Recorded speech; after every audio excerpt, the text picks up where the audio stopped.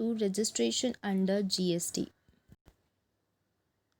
Now we are going to see part types of registration. Section 22 कहता है कि personal liable for registration होना चाहिए, कंपल्सन रजिस्ट्रेशन होना चाहिए, सेक्शन 24 बोलता है। सेक्शन 25 सब सेक्शन 3 बोलता है voluntary registration. Section 26 deemed registration. Section 25(8) suo motu और temporary registration.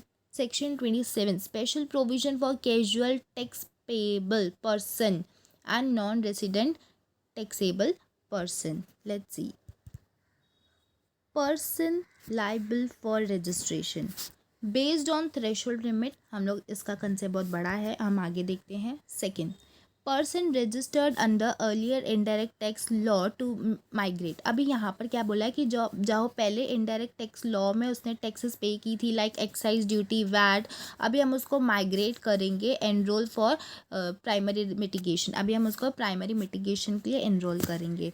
On transfer of business liable to, अगर हम लोग अपना बिजनेस ट्रांसफ़र कर रहे हैं दूसरे बिजनेस में, तो जब जिस दिन पे हमारा वो बिजनेस ट्रांसफ़र हुआ है उस दिन हम लोगों को हम लाइबल हैं कि हम लोग रजिस्ट्रेशन कराएं जीएसटी में।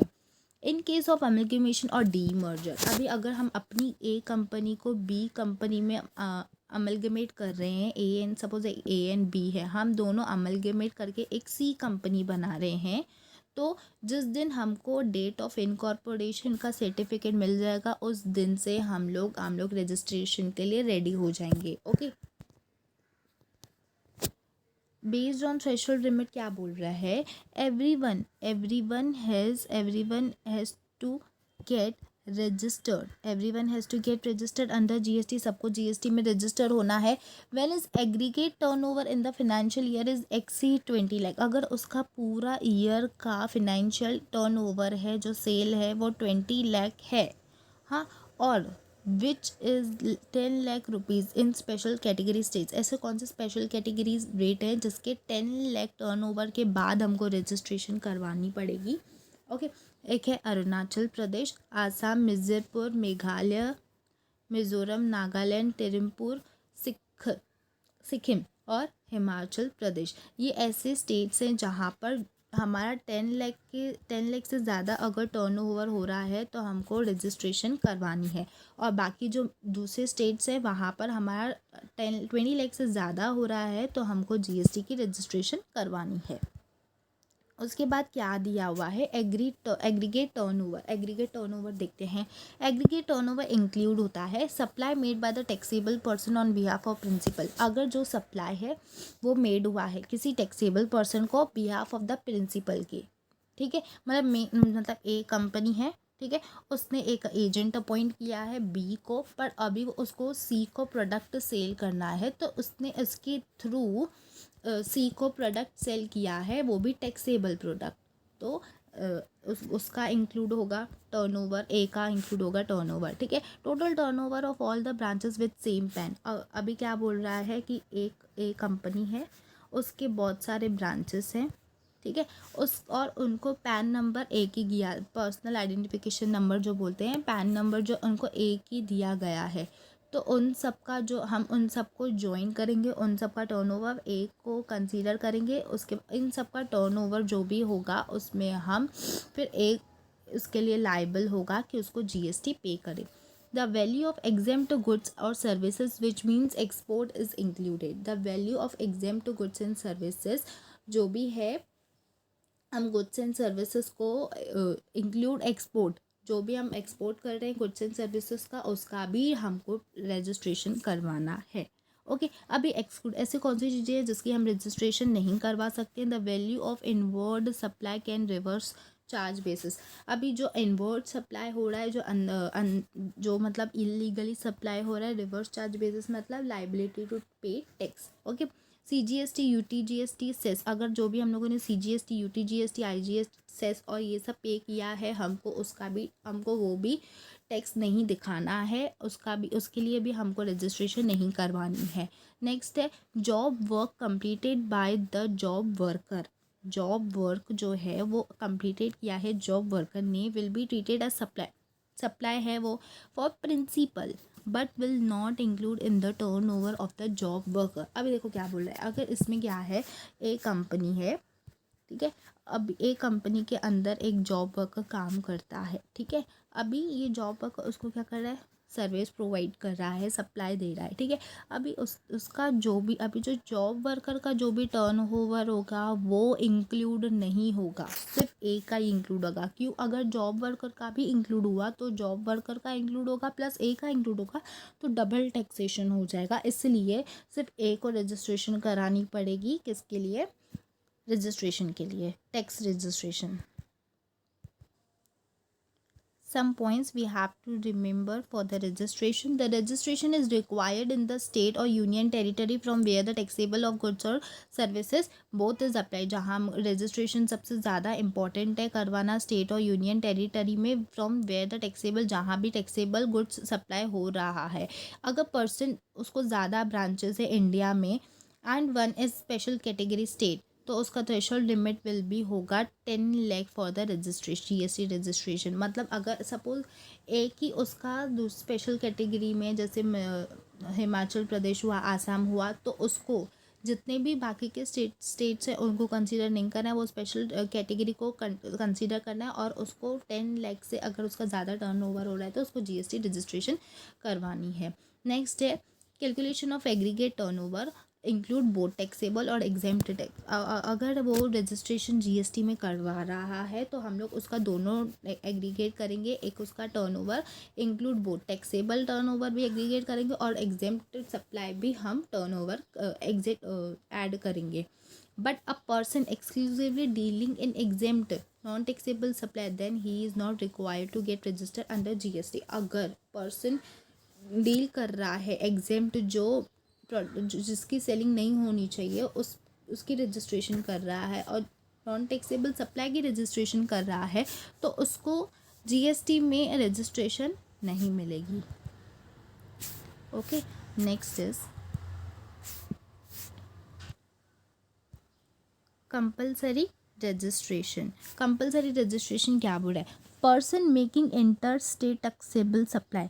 अगर वो उसको कंपल्सरी, जो पर्सन इंटर स्टेट में है उसको अपना टैक्सेबल स्टेट में, अगर वो पर्सन इंटर टैक्स में सपोज़ वो पर्सन डीलिंग कर रहा है तो उसको जीएसटी में रजिस्ट्रेशन कराना कंपलसरी है। बट एग्जेम्पशन कहा है inter state supply of services. अगर हम इंटर स्टेट में सप्लाई कर रहे हैं, मतलब इंटर स्टेट मतलब एक स्टेट से दूसरे स्टेट तक, एक स्टेट से दूसरे स्टेट तक, तो अगर एक स्टेट से दूसरे स्टेट तक सप्लाई जा रही है तो उसका हमको रजिस्ट्रेशन नहीं करवाना है।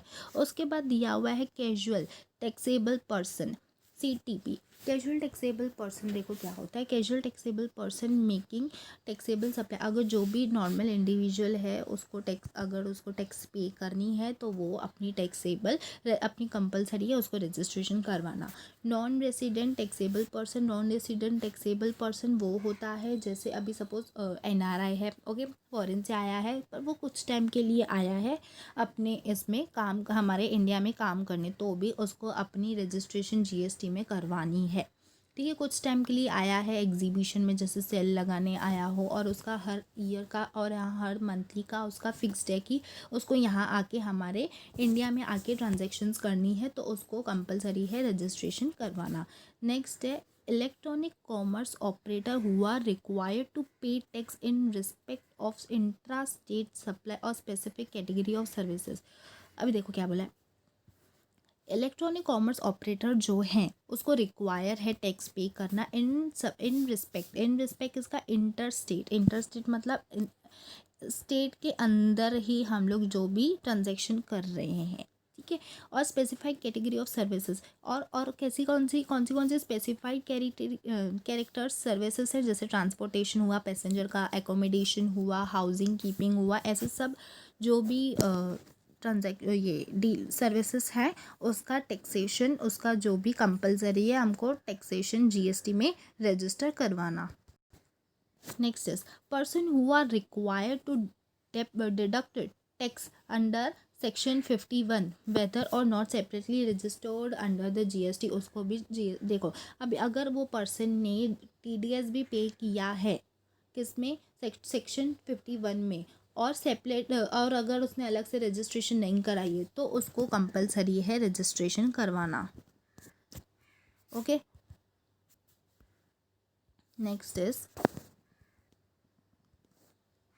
Person who are required person. अभी पर्सन का इसमें क्या मीनिंग दिया है, जो department of central government local authority person notified by CS on recommendation of council. जो पर्सन है उसको गवर्नमेंट का और लोकल अथॉरिटी का और जो भी गवर्नमेंट काउंसिल दिया गया है उसका उसको उसके अंडर में उसने अगर टैक्स पे किया है, उसके अंडर में अगर उसने टैक्स पे किया है तो उसको फिर भी रजिस्ट्रेशन करवानी पड़ेगी। ठीक है, अभी है डिडक्ट टैक्स। अभी उसने अगर टैक्स से डिडक्ट किया है तो उसने कितने अमाउंट का किया हुआ होना चाहिए, 1% from the payment to the supplier where total value of such supply exceed 2,50,000। अगर उसने TDS पे किया है तो उसका TDS 2,50,000 पे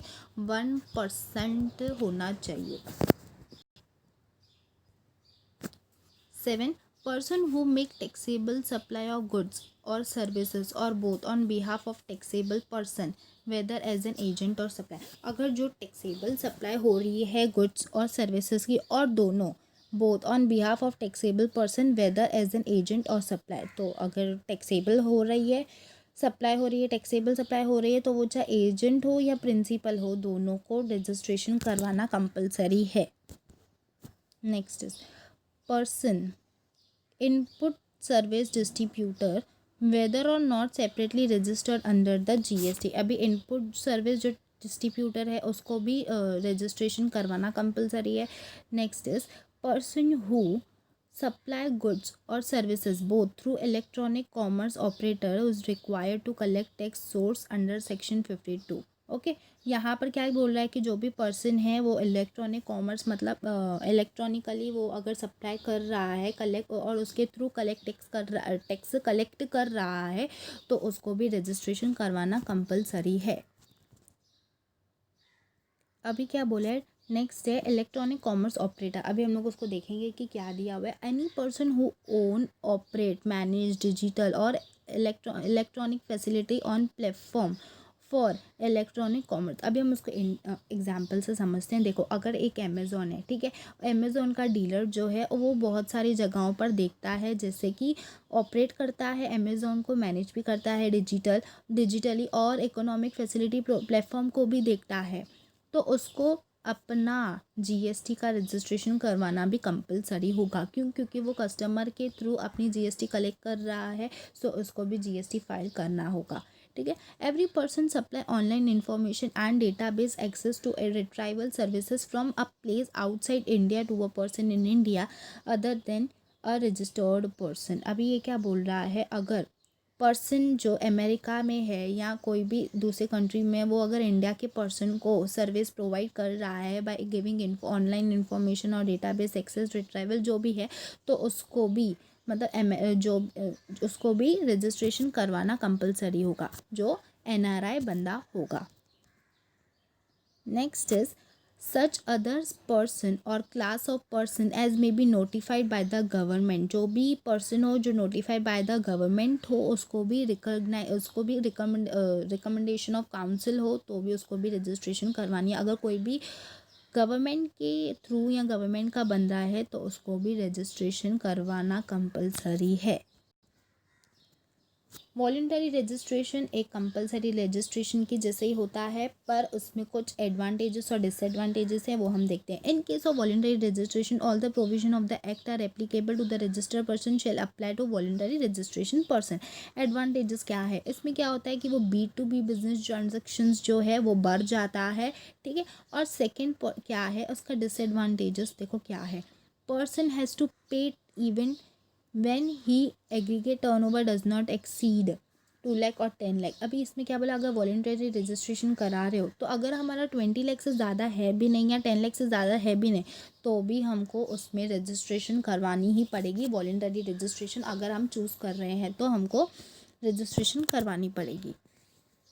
डीम्ड रजिस्ट्रेशन में क्या होता है? If registration unique identification number is granted in one GST, अगर यूनिक आइडेंटिफिकेशन नंबर ग्रांटेड होता है एक ही जीएसटी में, जैसे कि सीजीएसटी, एसजीएसटी, यूटीजीएसटी, यहाँ पर हमको जीएसटी एक ही मिलता है, ओके। और जीएसटीआईएन जैसे goods and service tax identification number भी इशू किया जाता है। It will be treated if the registration has been granted under all the GST act, और ये ट्रीटेड होगा कि सारे जीएसटी एक्ट में हमारा रजिस्ट्रेशन हो गया है, इंक्लूडिंग आईजीएसटी मतलब integrated goods and service tax, ठीक है। अगर हम एक स्टेट से दूसरे स्टेट में अगर हम डीलिंग कर रहे हैं तो हम लोगों को एक ही बार रजिस्ट्रेशन करवानी पड़ेगी, दैट इज़ डीम्ड रजिस्ट्रेशन। अभी क्या कहा है? एग्जेम्पशन फ्रॉम रजिस्ट्रेशन, ऐसी कौन सी चीज़ें जो हम लोग अगर हम वो कर रहे हैं तो हमको रजिस्ट्रेशन नहीं करवानी पड़ेगी। उसके लिए देखो, the person engage in the following supplies is not liable for the registration. ऐसे कौन से सप्लाईज है जो जिसकी रजिस्ट्रेशन की ज़रूरत नहीं पड़ती है? नॉन टैक्सेबल सप्लाई, जो भी जीएसटी में नॉन टैक्सेबल सप्लाई है, जैसे एल्कोहलिक हुआ, जो भी 5 पेट्रोलियम प्रोडक्ट्स हुए, उस पर हमको टैक्स जो है उसकी रजिस्ट्रेशन हमको नहीं करवानी है। उसके बाद क्या दिया हुआ है? एक्सक्लूसिवली एग्जेम्प्ट सप्लाई, जो भी सप्लाई में एक्सक्लूसिवली एग्जेम्प्टेड है, बिल्कुल बंद है, उसकी हमको रजिस्ट्रेशन नहीं करवानी है। एग्रीकल्चर प्रोडक्ट्स पे भी हमको रजिस्ट्रेशन नहीं करवानी है। और HUF मतलब हिंदू अनडिवाइडेड फैमिली जो एंगेज्ड है in cultivation of land by own labour, तो भी हमको उसकी रजिस्ट्रेशन नहीं करानी है। By the labour of family, उसकी फैमिली से अगर रिलेटेड है तो भी हमको रजिस्ट्रेशन नहीं करवानी है। बस servant on wages payable in cash or kind or hired labor under the personal supervisions of any member of the family। अगर हिंदू अनडिवाइडेड फैमिली है जो एक खुद अगर उसने ओन लेबर है, अगर वो खुद से ही लेबर है तो उसको रजिस्ट्रेशन नहीं करवानी है। अगर वो उसका पूरा फैमिली ही उसके कंपनी में काम करता है तो भी उसको रजिस्ट्रेशन नहीं करवानी है। अगर कोई वो बंदा अपॉइंट कर रहा है अपने बिजनेस के लिए तो वो बंदे को भी रजिस्ट्रेशन नहीं करवानी है, ठीक है। ओनली रिवर्स चार्ज सप्लाई, जो भी रिवर्स चार्ज सप्लाई होता है, रिवर्स चार्ज सप्लाई मतलब पे लाइबिलिटी टू टैक्स, तो उसको भी रजिस्ट्रेशन नहीं करवानी है।